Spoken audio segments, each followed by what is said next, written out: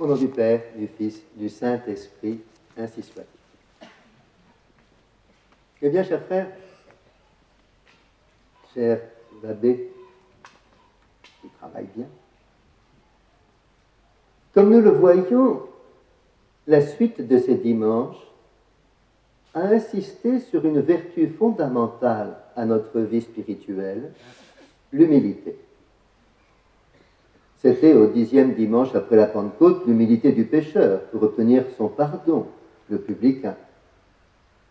Et puis, au 11e dimanche, l'humilité du juste, saint Paul, qui nous disait bien « c'est par la grâce de Dieu que je suis ce que je suis ».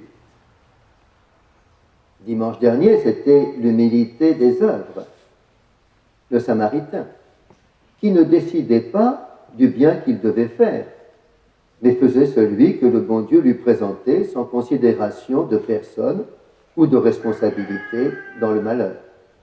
Et aujourd'hui, c'est l'humilité de la reconnaissance. Oui, nous avons besoin de cette vertu. Et peut-être faut-il que je vous rappelle ce qu'est la reconnaissance. Lorsque saint Thomas d'Aquin étudie la vertu de justice, et qu'il étudie toutes les petites vertus qui dépendent de cette grande vertu de justice, où nous devons rendre à chacun ce qui lui est dû, il étudie d'abord la vertu de religion, qui traite nos rapports avec Dieu comme créateur, puis la vertu de piété, qui traite nos rapports avec nos parents, et avec le bon Dieu dans la mesure où il est notre Père. Nous sommes devenus enfants de Dieu par le baptême.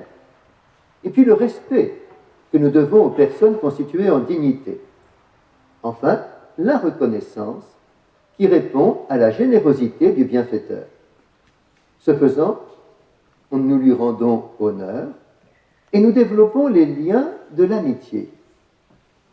Parce que lorsque, mes bien chers frères, vous enseignez à vos enfants à dire « s'il vous plaît » et « merci », vous ne faites pas cela en raison de vos droits, ni en raison des devoirs de vos enfants. Bien sûr que vous le faites comme ça. Mais, cependant, c'est pour une habitude de relation de bienveillance qui développe l'amitié et l'amour en faisant prendre conscience des bienfaits reçus. Et saint Thomas nous dit que c'est une dette morale ordonnée au bien de la société par l'affection du cœur. Ça change un petit peu tout. Voilà la reconnaissance est donc une dette morale ordonnée au bien de la société par l'affection du cœur envers le bienfaiteur. Et c'est pour cela que notre Seigneur désire avec nous cette relation d'amitié. Il dit bien à ses apôtres qu'il ne les appelle plus ses serviteurs, mais ses amis. Et donc, il nous faut prendre conscience de tout ce que nous devons au bon Dieu et à ceux envers qui nous recevons des bienfaits. D'abord, envers le bon Dieu, tous les dons de la nature et de la grâce, bien sûr, ça vous y pensez. Nous avons été créés, nous avons reçu les sacrements de son amour pour nous, nous avons la merveille de la présence de notre Seigneur dans le Saint-Sacrement. Vous savez, Monseigneur Lefebvre nous rappelait la joie des Africains quand ils pouvaient avoir la messe chez eux, et surtout la présence réelle. Mais il n'y a pas que les Africains. Je me souviens très bien à Orléans, les fidèles se plaignaient de ne pas avoir la présence réelle. Je leur ai dit, mais écoutez, c'est vrai, vous avez raison, je ne suis là que 3 jours par semaine. Mais si vous vous entendez pour assurer 1 heure d'adoration par jour, même si chacun vient assurer un quart d'heure, 20 minutes ou 10 minutes, peu importe, vous vous organisez entre vous pour qu'il y ait 1 heure d'adoration par jour. Alors, je vous laisse le Saint-Sacrement. Alors là, ça a tout de suite été efficace. Ils ont fait une liste, ils n'ont pas manqué, et c'était même quelquefois 2 heures ou 3 heures d'adoration qui avaient lieu par jour pour avoir la joie de la présence réelle. C'est bien pour ça que l'Église a appelé ce sacrement l'Eucharistie, action de grâce. Action de grâce de la présence de notre Seigneur, action de grâce de l'offrande de son sacrifice, action de grâce de tous les biens qui nous viennent justement de cette merveille de l'incarnation rédemptrice. Alors, aussi, il y a à remercier le bon Dieu des dangers dont il nous a retirés, des tentations dont il nous a délivrés, et même des péchés dont il nous a protégés. Voyez-vous, sainte Thérèse d'Enfant Jésus disait « Oh, le bon Dieu m'a donné beaucoup plus qu'à sainte Marie-Madeleine. Parce que sainte Marie-Madeleine, il l'a relevée de ses péchés, moi, il m'a empêché d'y tomber. Et peut-être faudrait-il que nous y pensions aussi. Lorsque le bon Dieu nous a empêchés de tomber dans le péché, il faut l'en remercier. Et puis, notre reconnaissance doit aller aussi à tous ceux qui nous ont aidés à vivre chrétiennement. Regardez par exemple l'enseignement d'un saint Bernard à ses moines. Il leur dit, mais lorsque, comme les gens du monde, vous travaillez pour vivre sur cette terre, bien sûr, vous faites quelque chose qui a une récompense terrestre. Vous avez la possibilité de vivre, de manger, de tout. Et cela n'est pas méritoire pour le ciel. Mais si vous le faites par obéissance religieuse et que vous le faites par charité, alors cette action naturelle, cette action obligatoire, cette action terrestre devient méritoire pour le ciel.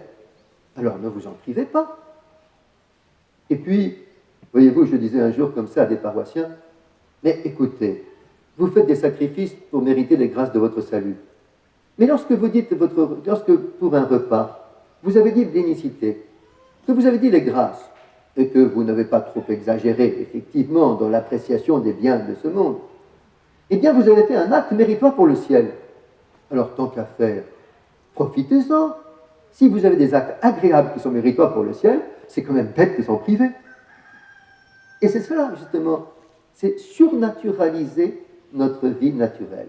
C'est ça que saint Bernard expliquait à ses moines. Et puis, le démon va profiter aussi des contrariétés.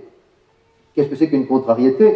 C'est quelque chose qui est contraire à notre volonté et qui intervient effectivement parce que dans ce monde blessé par le péché originel, il y a toujours des choses qui ne vont pas. Et évidemment, depuis le péché originel, ce qui est normal, c'est le désordre, c'est pas l'ordre. Quand il y a de l'ordre, c'est qu'on a fait un effort pour l'obtenir avec la grâce du bon Dieu. Mais saint François de Sales nous dit, mais utilisez vos contrariétés pour gagner le ciel. Parce que si vous vous unissez à la passion de notre Seigneur Jésus-Christ, si par exemple le matin, dans votre prière du matin, vous avez désigné au bon Dieu la personne ou les personnes pour lesquelles vous voulez offrir les contrariétés de la journée, mais vous gagnez plus de mérite que par vos bonnes actions. Parce que vos bonnes actions sont bonnes, elles sont méritoires, elles vous font plaisir, et ce que le démon voulait utiliser pour vous mettre en colère, pour vous décourager ou pour vous révolter, vous l'utilisez pour votre salut en vous unissant à la passion de Jésus-Christ et en priant pour quelqu'un. Alors, surtout, profitez de vos contrariétés pour gagner des mérites. Et puis, nous avons aussi, évidemment, tous ceux qui ont pris soin de vouloir nous conserver dans la lutte, ou bien civile, politique ou religieuse, contre l'apostasie ou les erreurs. Regardez nos Vendéens. Ils se sont sacrifiés pourquoi? Pour que notre pays puisse demeurer chrétien. Et ils ont gagné.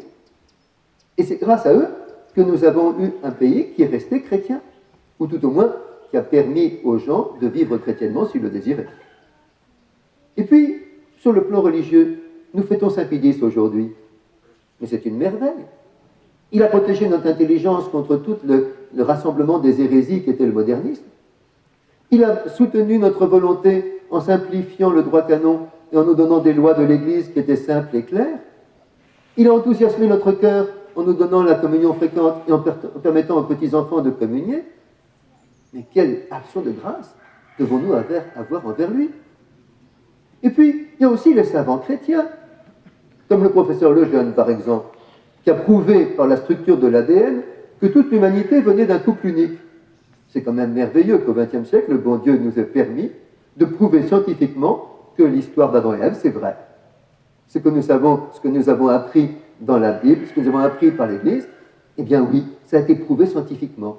Toute l'humanité vient d'un couple unique. Alors c'est quand même agréable. Et comme je disais lors d'un baptême il y a 2 jours aux enfants qui étaient là, quand même, c'est quand même plus agréable que de nous dire que notre arrière-grand-mère était une guenon, quoi. Mais oui, voilà. Eh bien, là, nous devons avoir justement de l'action de grâce envers tous ceux qui se sont battus pour nous protéger de l'apostasie, pour nous protéger de l'erreur, pour nous protéger et nous garder dans la vérité. Mais attention, saint Augustin nous dit bien que la rectitude de la pensée et de la foi ne nous garantit pas contre l'ingratitude. Car nous pouvons nous enorgueillir. Regardez ces lépreux d'aujourd'hui. Comme eux, nous avons conscience de nos péchés, qui sont la lèpre de notre âme. Comme eux, nous avons la foi pour demander à notre Seigneur son secours. Et nous allons nous montrer au prêtre pour obtenir, nous, l'absolution de nos péchés. Comme eux, justement, nous avons l'espérance que les sacrements nous donneront bien la grâce que nous entendons. Et c'est une merveille d'ailleurs ce que j'expliquais justement un jour à un protestant qui disait, mais écoutez, vraiment le bon Dieu est miséricordieux. Quand j'entends les paroles « ego te absolvo », je t'absous, je sais que mes péchés sont purifiés. Quand j'entends le prêtre dire « ceci est mon corps, ceci est mon sang », je sais que ce n'est pas le sang et le corps de monsieur l'abbé qui est ici présent, que c'est Jésus qui agit par lui pour rendre son corps présent, parce que quand le Seigneur dit quelque chose, il réalise ce qu'il dit. Il n'a pas dit que c'était un symbole, il n'a pas dit que c'était un souvenir, il a dit que c'est son corps et son sang. Donc il faut croire à la parole de Jésus. Et puis, comme eux, nous sommes heureux de retrouver la santé de l'âme et du corps. Alors pourquoi aussitôt nous sommes en train de nous effondrer? Et saint Bernard déplorait l'état de certains de ses moines. Il leur disait, mais pourtant le bon Dieu vous a choisi, et gratuitement. Ce n'est pas en raison de vos mérites qu'il vous a appelé à la vie religieuse. Ensuite, il vous a détaché de l'amour des biens terrestres. Et vous avez fait votre profession religieuse avec enthousiasme. Et pourquoi maintenant êtes-vous moins enthousiaste, moins fervent, moins religieux que lorsque vous avez fait vos vœux de religion? C'est quand même pas normal. Et il vous semble même que le bon Dieu n'exauce plus vos prières. Mais pourquoi? Eh bien, c'est que dans la maladie, le malheur ou le danger, nous prions. Nous supplions. Nous faisons des promesses au bon Dieu. Mais la maladie éloignée, le bonheur naturel revenu, nous nous complaisons dans cet état comme s'il était normal. Et, voyez-vous, nous oublions de remercier celui à qui nous avons tout le temps demandé et promis, et qui a répondu à nos prières. Alors, dans son commentaire du Cantique des Cantiques, saint Bernard nous dit que l'ingratitude est catastrophique. Elle anéantit les mérites, elle ruine les vertus, et elle fait perdre les biens reçus. C'est quand même dommage. Nous nous complaisons en nous-mêmes, et notre orgueil nous fait perdre le mérite de nos bonnes actions, comme les pharisiens qui faisaient ces bonnes actions pour être vus et loués par les hommes. Et puis, cette ingratitude ruine nos vertus, car le démon, s'appuyant sur notre orgueilleuse complaisance, nous fait utiliser même au mal les biens reçus.